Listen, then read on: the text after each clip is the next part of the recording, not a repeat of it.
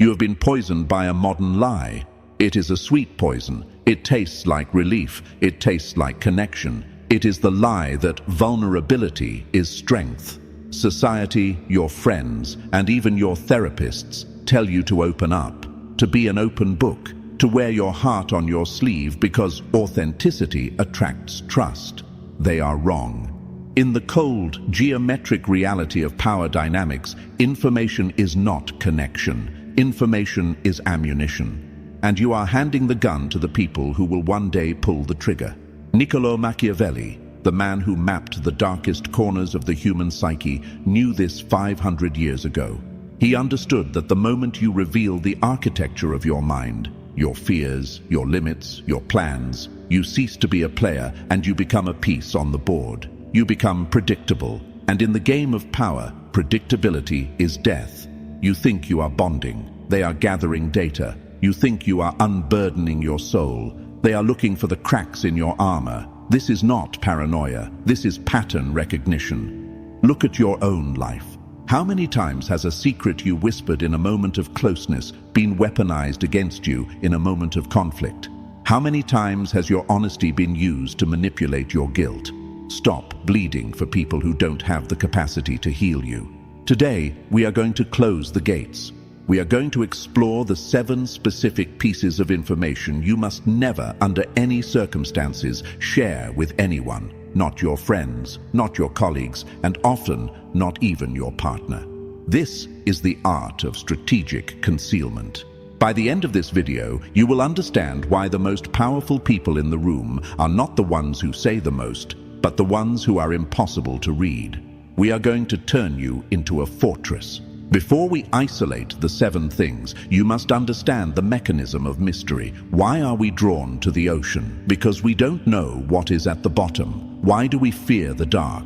Because we cannot see what is standing in it. The human mind is wired to respect what it cannot fully comprehend. When you explain yourself, you diminish yourself. When you detail your life, you become mundane. You become common. And common things are treated with indifference. Machiavelli wrote, "Men are so simple and so ready to obey present necessities that he who deceives will always find those who allow themselves to be deceived." He wasn't telling you to lie.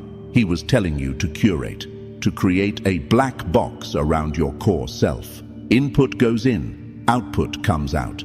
But the processing mechanism, the internal wiring, that remains hidden. When people cannot see how you process the world, they cannot manipulate your process. They cannot press buttons they cannot find. You must stop viewing conversation as a confessional. View it as a game of chess where every sentence is a move. If you move your queen too early, you lose her. Let's begin with the first, and perhaps the most critical, lock you must put on your mind. Item 1. Your ethical red lines, the ceiling of your cruelty. This is the mistake almost everyone makes. You meet someone new. You want them to know you are a good person, so you tell them what you would never do. I could never fire someone. I'm too soft. I could never lie to a client. I value honesty too much. I could never cut off my family. Blood is everything. You think you are signaling virtue. You are actually drawing a map of your limitations. When you tell a manipulator exactly where your moral line is, you tell them exactly how far they can push you before you break. You show them the wall they can back you against. If I know you can never handle confrontation, I will use aggression to dominate you every time, because I know you will fold to avoid the conflict. If I know you can never lie, I will use your honesty to extract secrets, knowing you won't cover your tracks. If I know you can't say no to a favor, I will drain you dry. Machiavelli argued that a prince must be capable of both great virtue and great cruelty, depending on the necessity of the moment. He didn't say you should be cruel. He said you should be capable. When you announce your red lines, you are telling the world, here is where I am weak. Here is where my hands are tied. Keep your ethics to yourself. Be a good person, yes. Act with honor, yes. But never tell them the extent of that honor. Let them wonder if you are capable of biting back. A dog that barks is understood. A dog that stands still, watching with no sound, that dog is feared. Because you don't know if he will lick your hand or tear out your throat. Maintain the ambiguity of your capability. Let them believe that if pushed, you are capable of anything. That potential for danger is the only thing that guarantees your safety. Item 2. The sweat behind the magic. Your effort. We live in a culture that loves to show the work. We post the late nights. We post the grind. We complain about how hard the project was. We want sympathy for our labor. Stop it.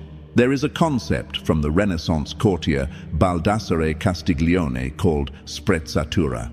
It means studied carelessness. It is the art of making the difficult look easy.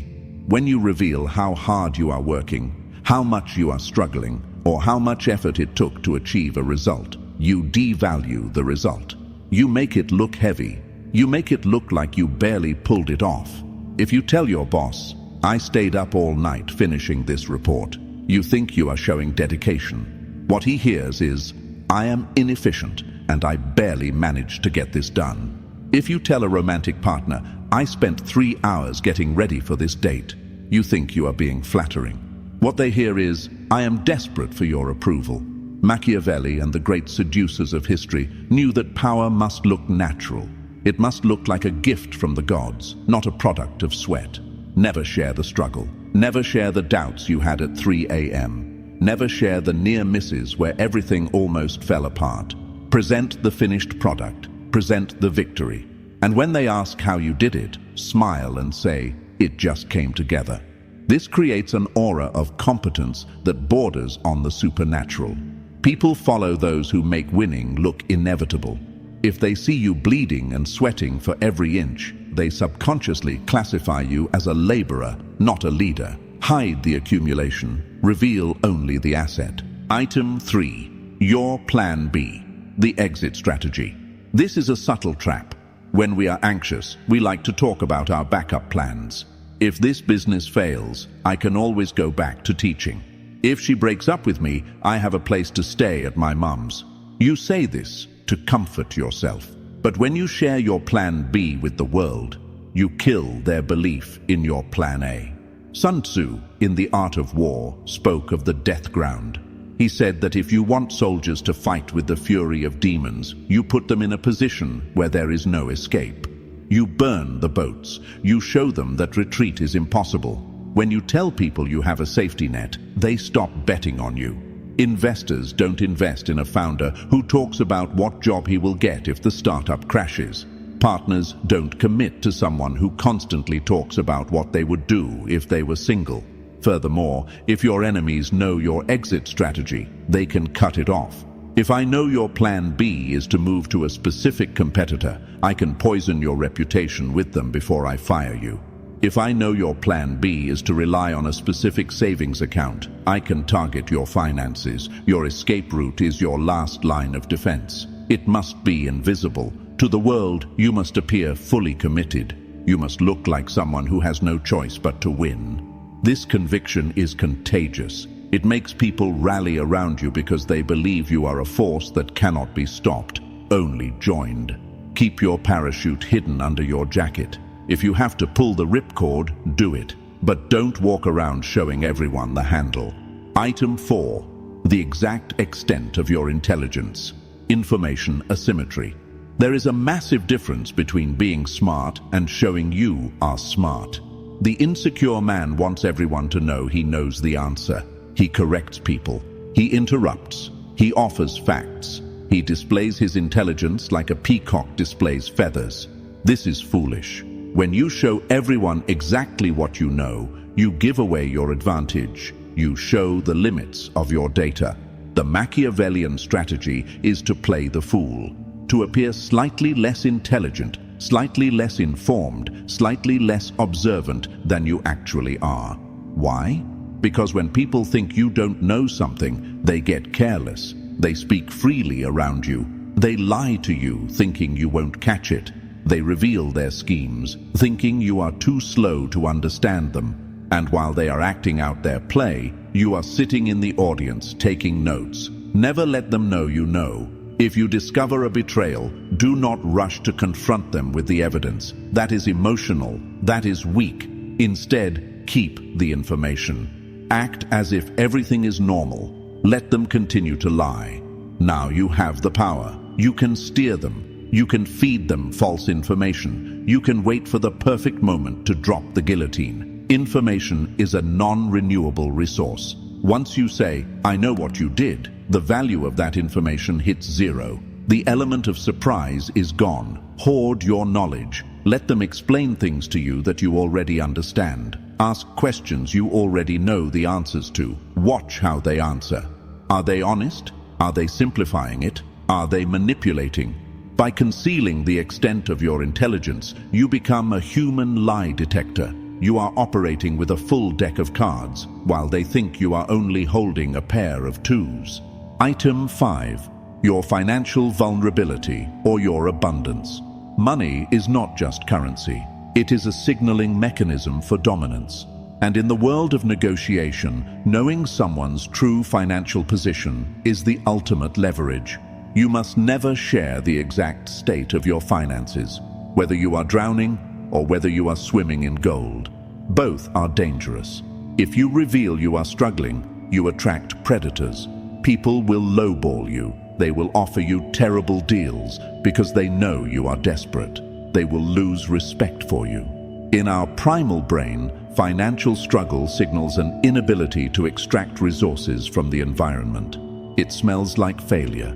You become a charity case, and a charity case is never given a seat at the throne. If you reveal you are wealthy, you attract parasites.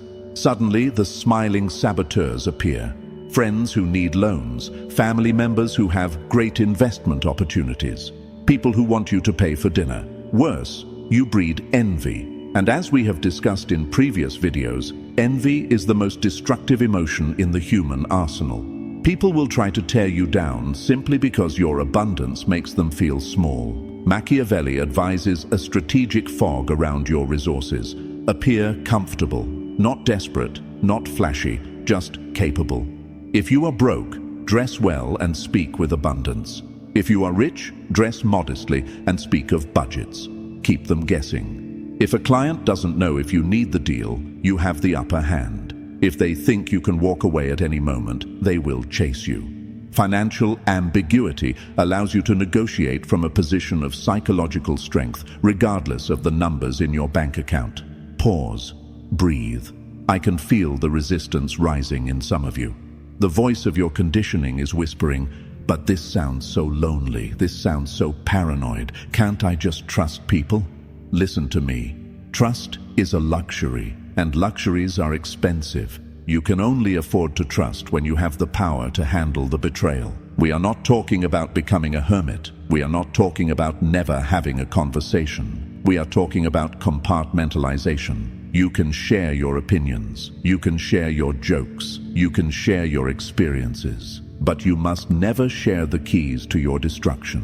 The items we have discussed so far, your ethical limits, your effort, your exit strategy, your intelligence, your finances, these are the structural beams of your life. If someone takes a sledgehammer to these, the house collapses. But the next two, the final two, these are the most personal. These are the ones that live in the deepest part of your heart. And because they are so deep, they are the most dangerous to expose. These are the things you whisper in the dark, and these are the things that will be used to haunt you in the light. Prepare yourself. We are going into the core. Item 6. Your deepest resentments. The list of enemies. There is a temptation when we are close to someone to bond over mutual hatred, to gossip, to talk about the people who hurt us, to list our enemies. I hate my ex because my old boss was a tyrant, because I can't stand that guy over there. You think you are venting. You think you are building an alliance. Here is what you are actually doing. You are showing your wounds. You are telling people exactly how to hurt you. If you say, "I hate my ex because she made me feel small," you are telling the listener, "I am insecure about my size, status." You are revealing your trigger buttons. You are showing you are stuck. A man who talks about his enemies is a man who is looking backward. Power looks forward. When you dwell on old resentments, you look weak. You look like you haven't conquered the past. You are warning them. If you talk trash about people you used to be close to, the person listening to you knows that one day you will talk trash about them. Machiavelli teaches that you should either treat men well or crush them completely. If you cannot crush them, ignore them. But never ever complain about them. Complaining is the language of the victim. When you share your resentments, you carry a bag of poison and dump it on the table. It makes you look bitter. It makes you look unstable. The outlier mindset is different. If someone asks about your enemy, you say, "I wish them well," and you move on. This is terrifying to people. It shows a level of detachment that is almost non-human. It shows that you are so focused on your empire that you don't have time to look down at the ants who bit your ankle. Keep your enemy's list in your head. Never let it cross your lips. Use your anger as fuel in the gym, in your business, in your craft, but do not use it in conversation.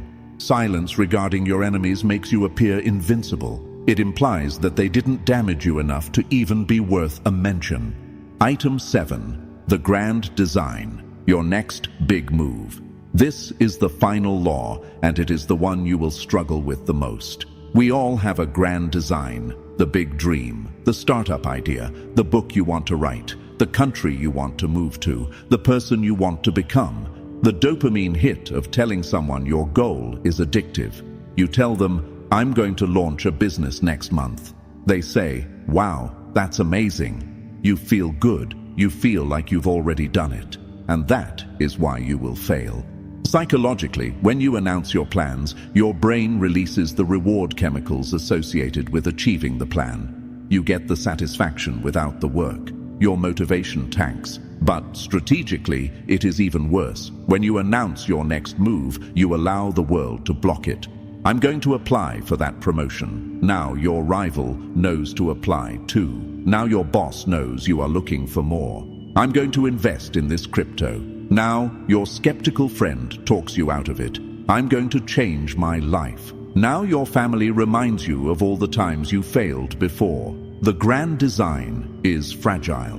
It is a seed. If you dig up a seed every day to show people it's growing, it dies. It needs the dark. It needs the soil. Move in silence. Do not announce the start. Announce the finish. There is a terrifying power in the sudden reveal. Imagine disappearing for 6 months, working in the shadows, and then suddenly dropping a project that changes everything. No hype, no talk, just execution. People are stunned. They didn't see it coming. They couldn't stop it because they didn't know it existed. This is the way of the master. The master does not speak of what he will do. He speaks only of what he has done. We have covered the 7 pillars of silence, the ethical red lines, the effort, the exit strategy, the intelligence, the finances, the resentments, the grand design. If you seal these 7 leaks, you stop bleeding power. You become a vessel that holds energy rather than spilling it. But knowing what to hide is only half the battle.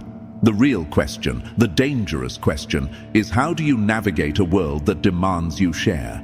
How do you lie without lying? How do you deflect the prying eyes of the people who claim to love you but secretly want to control you? And more importantly, what happens when you realize that the person you need to hide these things from is sleeping in the same bed as you? We will now discuss the art of the decoy. How to feed people fake information to satisfy their hunger while you keep the real meat for yourself. And we will discuss the one exception to these rules, the one type of person you can tell. Stay with me. The descent continues. We have established the fortress. We have identified the 7 pillars of information you must protect at all costs. Your ethics, your effort, your exit, your intelligence, your money, your resentments, and your next move. But now we face the practical problem, the human problem. You do not live in a vacuum. You live in a world of prying eyes. Your partner asks, "What are you thinking?" Your boss asks, "What are you working on?" Your friends ask, "How are you doing?" If you answer with silence every time, you become suspicious. You become shady. If you answer with, "I can't tell you," you create conflict. If you answer with the truth, you destroy your leverage. So, how do you navigate this? You use the art of the decoy. In military aviation, when a fighter jet is targeted by a heat-seeking missile, it does not stop flying. It releases flares, decoy heat sources that distract the missile so the jet can continue its mission. You must learn to release conversational flares. This is the Machiavellian concept of simulacra, creating a simulation of truth that satisfies the observer without revealing the reality. Decoy 1. The calculated minor confession. People crave vulnerability. They want to see your mess because it makes them feel better about their own. If you appear too perfect, they will dig until they find dirt. So give them dirt, but give them the dirt you choose. If you are hiding a massive career move, the grand design, and someone asks, "You seem distracted, what's going on?" do not say nothing. Instead, confess to a minor, irrelevant problem. "Honestly, I've been sleeping terribly. My back is killing me, and it's making me foggy." This is a flare. It is true, probably. It is relatable. It is vulnerable. The other person hears this and thinks, "Ah, he is human. He is in pain. I understand." They offer sympathy. They offer advice on pillows or stretching.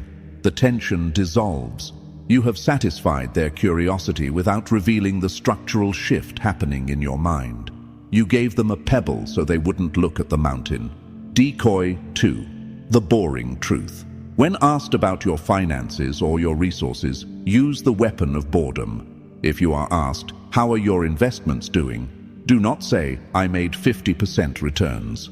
Do not say, "I lost everything." Say, "You know, the market is so volatile right now.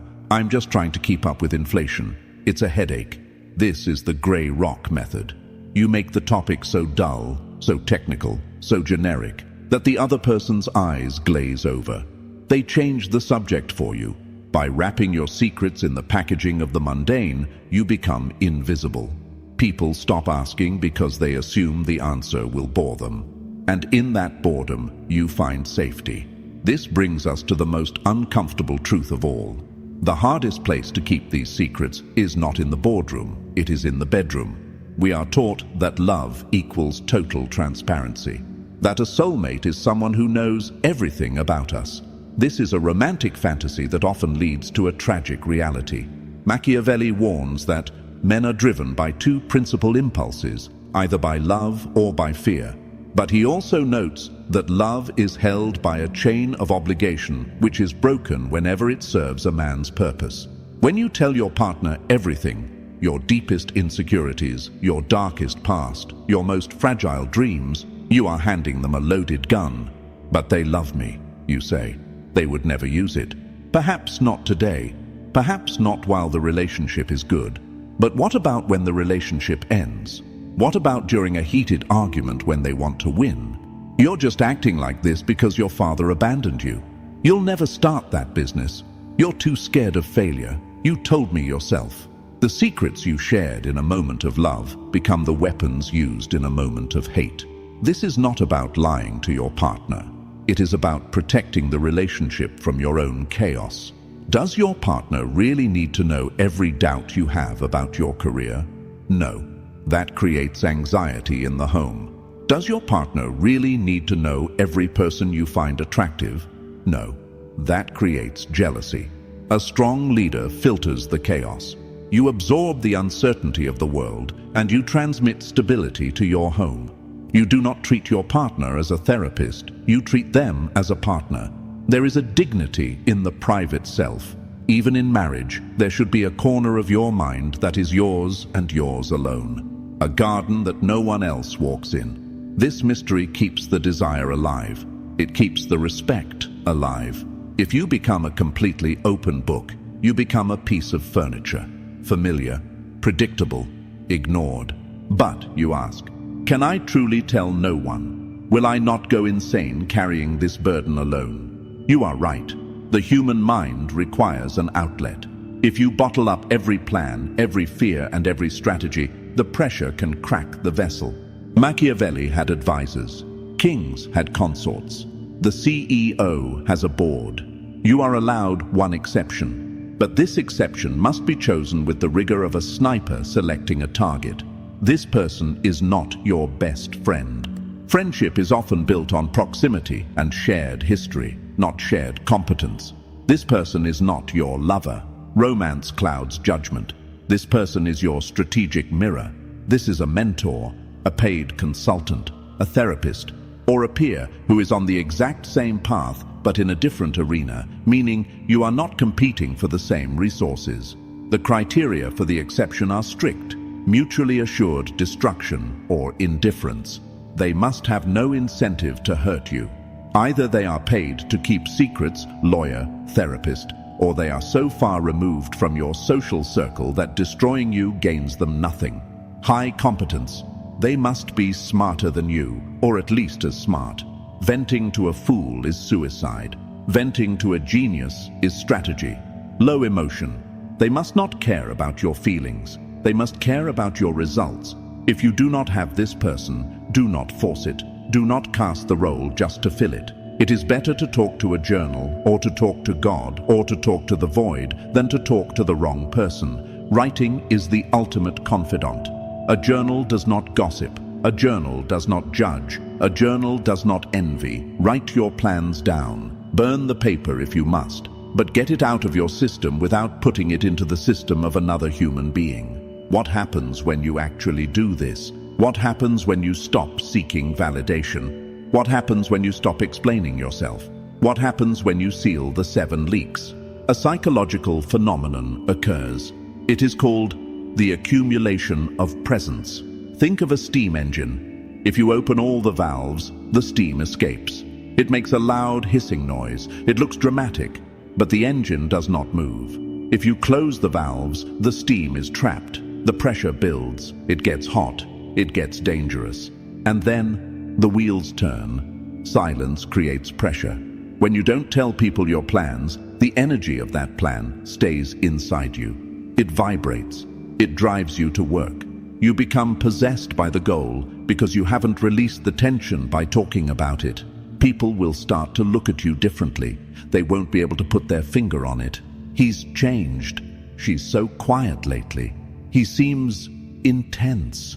They will feel the weight of your unsaid words. In a room full of people fighting to be heard, the one who remains silent is the one who controls the gravity. You become a black hole. You pull attention without asking for it. This is the aura of the outlier. The outlier does not need the crowd to agree with his reality. He creates his reality, and then he lets the crowd live in it. Ultimately, why do we share these 7 things? Why do we tell people our ethics, our money, our plans? Because we are begging. We are begging for permission. We are begging for approval. We are begging to be seen. Look at me, I'm a good person. Sharing ethics. Look at me, I'm working hard. Sharing effort. Look at me, I'm going to be successful. Sharing grand design. It is the plea of the child asking the parent, am I doing a good job? Machiavelli teaches us to kill the child, to become the prince, to become the sovereign. The sovereign does not ask if his laws are just, he enforces them. The sovereign does not ask if his plans are approved, he executes them. The sovereign does not ask if he is worthy, he exists. When you stop sharing these 7 things, you are severing the umbilical cord to society's validation. You are saying, I do not need you to witness my life for my life to be real. This is terrifying. It is the vertigo of freedom, but it is the only way to become truly powerful. You must become comfortable with being misunderstood. Let them think you are broke. Let them think you are lazy. Let them think you are stupid. Let them think you have no plan. Let them think whatever they want. Their opinions are ghosts. Your results are reality. We live in the age of oversharing, the age of the personal brand, the age of the status update. Everyone is broadcasting their signal. I ate this. I felt this. I'm going here. This creates a high entropy environment, high noise, zero signal. By doing the opposite, by practicing strategic silence, you become a low entropy entity. You become ordered. You become focused. Information is energy. When you scroll, you are consuming garbage energy. When you post, you are leaking vital energy. Stop the leak. Keep your life for yourself. There is a sacredness to the private. When you keep a secret, you honor yourself. You are saying, "This is mine. The world cannot have this." In a world where everything is for sale, be the thing that cannot be bought. Be the thing that cannot be known. As you implement this, be prepared for resistance. People will get angry. "You never talk to me anymore. You're being secretive. You've changed." They will try to pry you open. They will use guilt. They will use anger. They will use seduction. Hold the line. Remember the first rule of power: control the options. When they demand information, give them the decoy, give them the smile, give them the silence, but never give them the keys. You are building a cathedral, and you do not let the public into the construction site. You only let them in when the roof is on, the candles are lit, and the doors are ready to open. Until then, keep the fences up, keep the dogs hungry, and keep your mouth shut. We started this journey by acknowledging that vulnerability is a lie sold to you by people who want to disarm you. We end it by understanding that silence is the ultimate truth. It is the truth of nature. The predator moves in silence. The root grows in silence. The earth spins in silence. Only the victim screams. You have a choice. You can continue to be an open book, readable, tearable, and disposable. Or you can become a tome written in a cipher that only you possess the key to. The path of the outlier is the path of the shadow. It is lonely, it is cold, but it is yours. Nobody can ruin a plan they don't know. Nobody can attack a weakness they can't see. Nobody can steal a treasure they can't find. Be the ghost, be the void, be the power that no one sees coming until it is too late to stop it. If this silence resonates with you, if you feel the weight of what I am saying, understand that this public video is just the surface. I am bound by the rules of this platform. There are strategies of manipulation, psychological defense, and dark influence that I simply cannot speak about here. The algorithm punishes the sharpest truths, but there is a place where the censorship ends. There is a place where we discuss the things that polite society is too afraid to whisper. It is behind the join button.